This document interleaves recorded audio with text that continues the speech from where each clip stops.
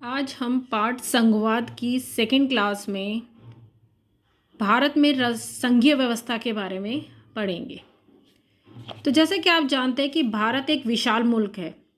तो भारत जैसे विशाल मुल्क में जहाँ बहुत ही भाषाओं, धर्मों और क्षेत्रों के लोग रहते हैं, हम देखेंगे कि वहाँ सत्ता की साझेदारी है, जो सत्ता का बंटवारा है कि व्यवस्था कैसे है, यानी हमारे भारत देश में सत्ता का बंटवारा कैसे किया गया है। तो भारतीय संघ का गठन संघीय शासन व्यवस्था के सिद्धांत पर हुआ है। और संघीय शासन व्यवस्था हमने पढ़ी है क्या होती है, जहाँ पे सत्ता का बंटवारा कई स्तरों पे होता है, केंद्र स्तर, राज्य स्तर और कई बार स्थानीय स्तर पर। संविधान ने मौलिक रूप से 2 स्तरीय शासन व्यवस्था का प्रावधान किया था, संघ सरकार यानी केंद्र सरकार और राज्य सरकार। केंद्र सरकार जो है वो पूरे भारतीय संघ का प्रतिनिधित्व करती है, यानी ये पूरे देश को देखती है। पूरा देश का दायित्व केंद्र सरकार पर है। बाद में पंचायतों और नगर पालिकाओं के रूप में संघीय शासन का तीसरा स्तर भी जोड़ा गया, यानी भारत में बाद में तीसरा स्थानीय स्तर भी जोड़ा गया, जिसमें पंचायत और नगर पालिका आती है। किसी भी संघीय व्यवस्था की तरह यहाँ भी तीनों स्तर की शासन व्यवस्थाओं के अपने अपने अधिकार क्षेत्र हैं, यानी सब अपने अधिकार क्षेत्र में ही काम करते हैं। सबके अपने अधिकार है, कोई किसी के अधिकार में दखल अंदाजी नहीं करता। संविधान ने स्पष्ट रूप से केंद्र और राज्य सरकारों के बीच विधायी अधिकारों को 3 हिस्सों में बांटा है। ये तीनों सूचियां हैं इस प्रकार, यानी कि जो अधिकार से तीनों को दिए गए हैं उनको 3 सूचियों में बांटा गया है। तो पहले हम तीनों सूचियां पढ़ेंगे। तो विधायी शक्तियों का वर्गीकरण जो 3 सूचियों में किया गया है, तो वो कौन कौन सी 3 सूचियां हैं? पहली है संघ सूची, यूनियन लिस्ट। दूसरी है राज्य सूची, स्टेट लिस्ट। तीसरी है समवर्ती सूची, कंकरेंट लिस्ट। तो इन सूचियों के माध्यम से सबके अधिकार क्षेत्र किसको किन मामलों में अधिकार है वो सब बताए गए हैं। तो सबसे पहले हम लेते हैं संघ सूची। संघ सूची में कौन कौन से विषय आ जाते हैं? प्रतिरक्षा, विदेशी मामले, बैंकिंग, संचार, मुद्रा। तो इन विषयों पर कानून बनाने का अधिकार सिर्फ किसको है? केंद्र सरकार को है, क्योंकि पूरे देश के लिए इन मामलों में एक तरह की नीतियां ही जरूरी है। तो इसी कारण इन विषयों को किस में डाला गया है? संघ सूची में डाला गया है। तो इन विषयों पे कानून बनाने का अधिकार सिर्फ किसको है? केंद्र सरकार को है। जो दूसरा हमारा आता है सूची में, वो आती है राज्य सूची यानी स्टेट लिस्ट। इसमें कौन कौन से विषय आ जाते हैं हमारे?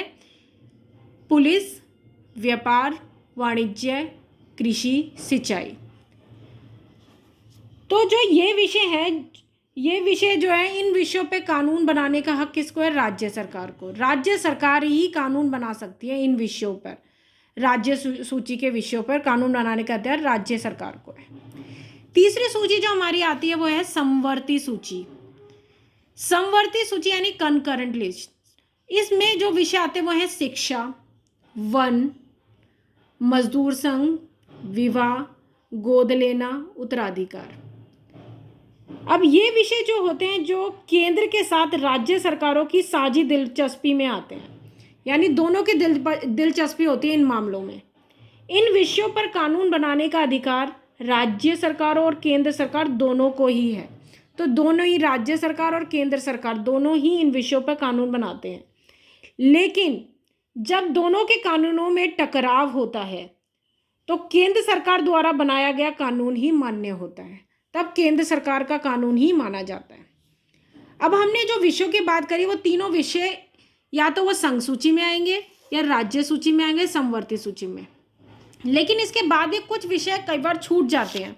तो जो बाकी बचे विषय होते हैं, जो बाकी बचे विषय होंगे जैसे कंप्यूटर सॉफ्टवेयर, तो इस तरह के जो विषय आते हैं हमारे संविधान के अनुसार बाकी बचे विषय पे जो केंद्र सरकार है वो केंद्र सरकार के अधिकार क्षेत्र में आते हैं, यानी केंद्र सरकार को अधिकार है उनके ऊपर, उन विषयों पर।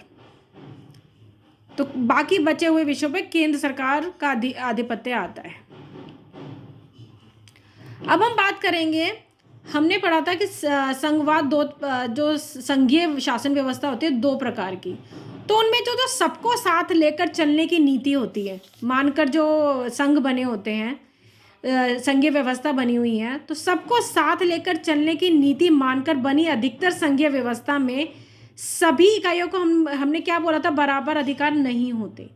किसी को कुछ छोटे जो इलाके होते हैं या कुछ छोटे प्रांत होते हैं, उनको सबको बराबर अधिकार नहीं होते। तो हमारे देश में जैसे भारत में भी कुछ छोटे इलाके, जैसे चंडीगढ़ है, लक्षद्वीप है, दिल्ली है, तो इन छोटे इलाके हैं, ये स्वतंत्र प्रांत नहीं बन सकते, तो इनको हम केंद्र शासित प्रदेश कहते हैं। क्या बोलते हैं इनको? केंद्र शासित प्रदेश कहा जाता है।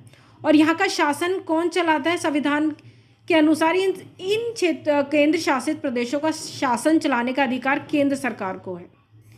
ठीक है, यहाँ का शासन केंद्र सरकार चलाती है।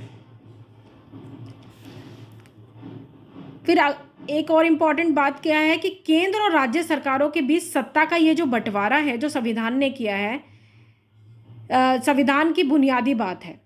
अधिकारों के इस बंटवारे में बदलाव करना इतना आसान काम नहीं है। ये बंटवारों का जो बदलाव इतनी आसानी से नहीं हो सकता। तो ये शक्तियों के बंटवारे में कई बार जो टकराव होते हैं, तो शक्तियों के बंटवारे के संबंध में अगर कोई विवाद या विवाद का फैसला होता है, तो वो या तो उच्च न्यायालय में जाएगा या सर्वोच्च न्यायालय में ही होता है। तो हमने पढ़ा भारत में संघीय व्यवस्था, तो इस प्रकार की संघीय व्यवस्था भारत में है।